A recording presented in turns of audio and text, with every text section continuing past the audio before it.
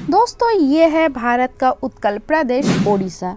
ये भारत का एक प्रमुख राज्य है जो क्षेत्रफल के हिसाब से भारत का 8वां सबसे बड़ा राज्य है।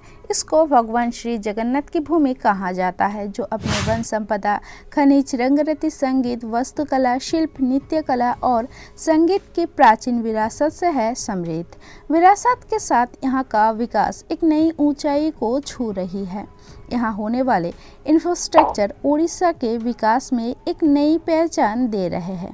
तो आइए आज के इस सफ़र में हम जानते हैं यहाँ पर होने वाले टॉप 10 मेगा प्रोजेक्ट के बारे में, जो बदल देंगे ओडिशा के तस्वीर को। तो दोस्तों हमारे इस लिस्ट पर नंबर 10 पर आता है Bhubaneswar railway station redevelopment. Odisha की राजधानी में स्थित भुवनेश्वर रेलवे स्टेशन को भव्य और विश्व स्तरीय बनाने के लिए भारतीय रेल स्टेशन का पुनर्विकास कर रही है। स्टेशन का पुनर्विकास कुल 308 करोड़ रुपए की प्रस्तावित लागत से किया जाएगा। इस परियोजना का लक्ष्य स्टेशन को वर्ल्ड क्लास बनाना। स्टेशन के दोनों साइड यानी ईस्ट और वेस्ट दोनों तरफ भवन का निर्माण किया जाएगा। स्टेशन पर अत्याधुनिक यात्री सुविधाओं से लैस concourse, retiring room, food plaza, art gallery, kids play area जैसे फैसिलिटी मिलेगी।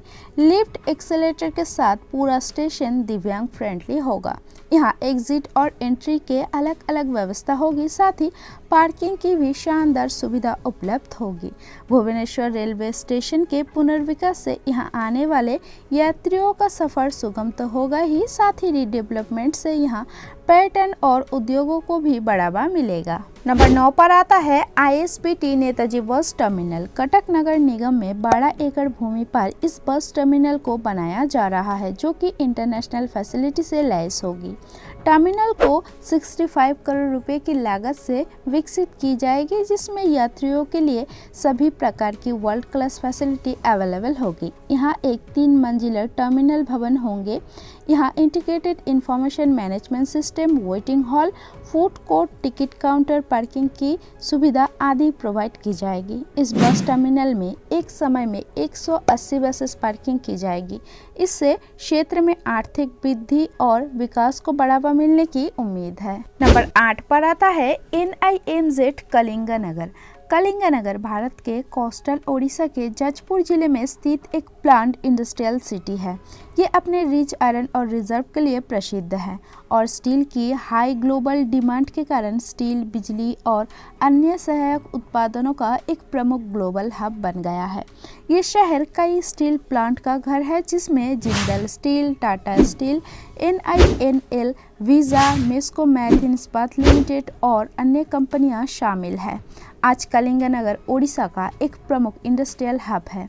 भारत सरकार ने कलिंगनगर को नेशनल इन्वेस्टमेंट मैन्युफैक्चरिंग जोन के रूप में विकसित करेगी, जहां पर स्टील और एल्यूमिनियम डाउनस्ट्रीम पार्क, एक new industrial township, office, commercial और रिक्रिएशनल फैसिलिटीज़ के साथ एक central business district, general equipment room, technical training institute और इंटरनल इंफ्रास्ट्रक्चर शामिल है। इससे यहाँ बहुत ज़्यादा जॉब जनरेट होंगे, साथ ही इकोनॉमी भी काफ़ी ज़्यादा बूस्ट होंगे।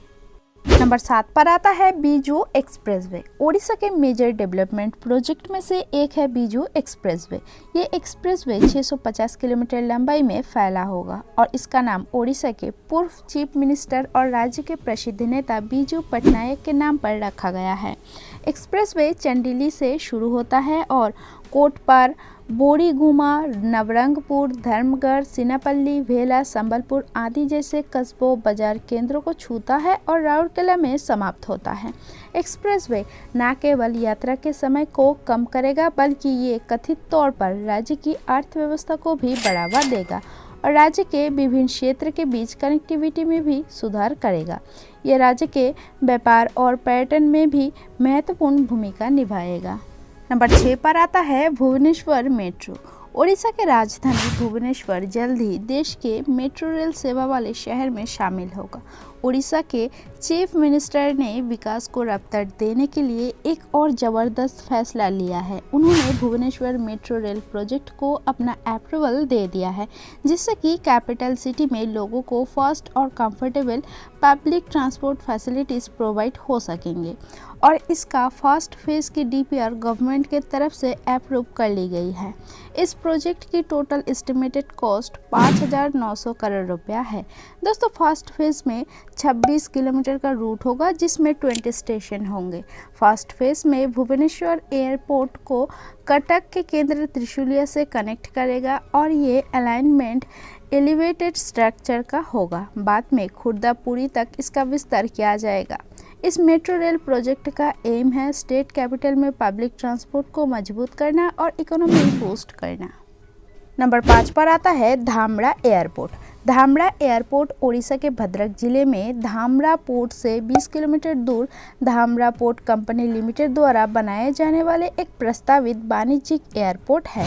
ये एयरपोर्ट 500 एकड़ क्षेत्र में बनाया जाएगा और इसके रनवे की लंबाई 3200 मीटर होगा। ये चौड़े आकार वाले जेट सहित सभी प्रकार के विमानों को हैंडल कर पाएंगे। ये एयरपोर्ट आर्थिक विकास को एक बड़ा बढ़ावा देगा। साथ ही ये धामरा पोर्ट और ओडिशा के औद्योगिक केंद्रों को बेहतर कनेक्टिविटी प्रोवाइड करेगा। नंबर 4 पर आता है Dhamra special economic zone. Dhamra port Odisha के भद्रक जिले में आता है। ये पोर्ट इंडिया के मेजर पोर्ट में से एक है। ये पोर्ट इंडिया के डीप ड्राफ्ट पोर्ट में से एक है जो सुपर कैप आकार के जहाज़ों को भी एकोमोडेट कर सकता है। ये पोर्ट कोल ट्रांसपोर्ट के लिए काफ़ी इम्पोर्टेंट है।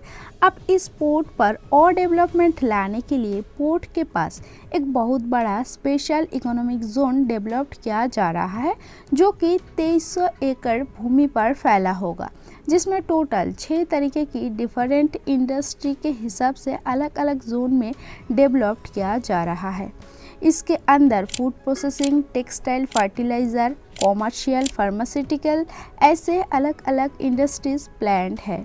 फ्यूचर में ये स्पेशल इकोनॉमिक जोन ओडिशा की इकोनॉमी में काफ़ी अहम भूमिका निभाएगा। नंबर 3 पर आता है पुरी एयरपोर्ट। ओडिशा के फेमस टेम्पल जगन्नाथ पुरी में आने वाले पर्यटन और तीर्थ यात्रियों के लिए अच्छी खबर है, क्योंकि स्टेट गवर्नमेंट ने पुरी में वर्ल्ड क्लास फैसिलिटी वाला एक इंटरनेशनल एयरपोर्ट प्रस्तावित किया है जो मुख्य रूप से पूरी क्षेत्र को सेवा प्रदान करेगा। इस एयरपोर्ट को 5,631 करोड़ रुपए की अनुमानित लागत पर 3 चरणों में विकसित किया जाएगा। 1164 एकड़ क्षेत्र में फैला पुरी एयरपोर्ट पुरी शहर के पहले एयरपोर्ट और ओडिशा के दूसरे इंटरनेशनल एयरपोर्ट के रूप में ऑपरेट किया जाएगा। इस ग्रीनफील्ड एयरपोर्ट का official name Shri Jagannath international airport है, जिसे पीपीपी यानी पब्लिक प्राइवेट पार्टनरशिप मोड के तहत डेवलप्ड किया जाएगा। ये एयरपोर्ट प्रति वर्ष 4.6 मिलियन लोगों को हैंडल कर पाएंगे। ये एयरपोर्ट कंप्लीट हो जाने से पुरी में और भी अधिक संख्या में भक्त और पर्यटन आएंगे। इससे न केवल टूरिज्म को फ़ायदा मिलेगी बल्कि यहाँ की इकोनॉमी भी काफ़ी ज़्यादा बूस्ट होगी। नंबर 2 पर आता है कोस्टल हाईवे। NHAI द्वारा डेवलप्ड किए जाने वाले ओडिशा कोस्टल हाईवे ओडिशा के one of the biggest mega project है। कोस्टल हाईवे लगभग 382 किलोमीटर लंबा 4 लेन हाईवे होगा। ये कोस्टल हाईवे ओडिशा के 7 कोस्टल जिलों को आपस में जोड़ेगा। इस प्रोजेक्ट की लागत करीब 800 करोड़ रुपया होगा, जिसमें ओडिशा के तांगी से वेस्ट बंगाल के दीघा को लिंक किया जाएगा। ये चिल्का लेक को बाईपास करते हुए दीघा में एंड होगा।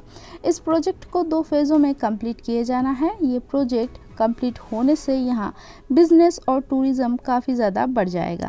नंबर 1 पर आता है इन्फो वैली भुवनेश्वर।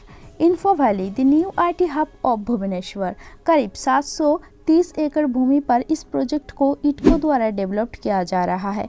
इसमें कई IT इंडस्ट्रीज जैसे IT special economic zone, electronic system design, manufacturing sectors, business park और कॉरपोरेट ऑफिस शामिल हैं।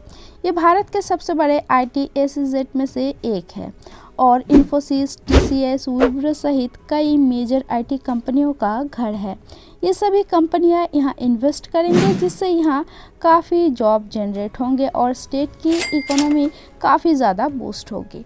तो दोस्तों यही थे हमारे आज के वीडियो। आई होप आपको ये वीडियो पसंद आए। इसके अलावा भी ओडिशा में कई सारे मेगा प्रोजेक्ट है जो हम इस वीडियो में नहीं बता पाए। अगर आपको वो सब जानना है तो आप हमें कमेंट कर दीजिएगा, हम नेक्स्ट वीडियो उसके ऊपर लाएंगे। और अगर आपको ये वीडियो पसंद आए तो वीडियो को एक लाइक ज़रूर से कर दीजिएगा और चैनल पर अगर नए हैं तो चैनल को ज़रूर से सब्सक्राइब कर दीजिएगा, क्योंकि अगर आप लोग सब्सक्राइब करते हो तो हमें मोटिवेट मिलता है ऐसे वीडियो बनाने में। Thanks for